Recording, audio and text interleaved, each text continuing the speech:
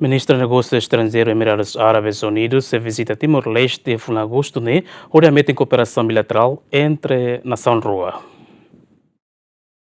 A junta chefe missão na Embaixada Emiradus Árabes Unidos e a Jakarta, a Sorumalo, o primeiro-ministro, Kooperasaun, onde informa para o chefe governo com a Ministra Negósiu Estranjeiru Nura Al-Kaibin e a visita a Timor-Leste e a fim agosto.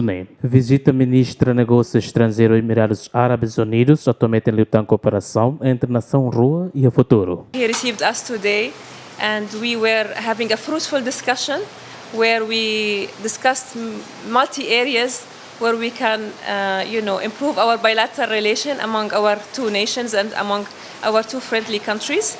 And we discussed also potential prospects in projects that we hope that we can materialize.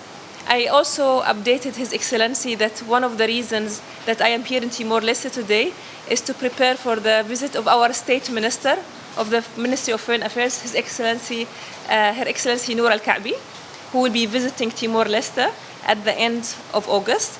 And this is the first high-level visit from the UAE to Timor-Leste on a ministerial level.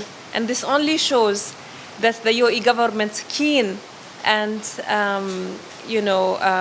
looking forward to deepen this friendship between our two nations. Foi na lei na Emirados Árabes Unidos foi um apoio financeiro para Timor-Leste, onde a residência que dormitório para estudante feito universitária Sira, nebe localiza e a área itara clara. Projeto bot ne lança na fato da Holuk e ela nulo fulan maio tinanem, o presidente da República Zera Mazorta, no primeiro-ministro Kooperasaun, a muito com representante dos Emirados Árabes Unidos. Adera Ximenes, bem-vindos Ximenes, GMN.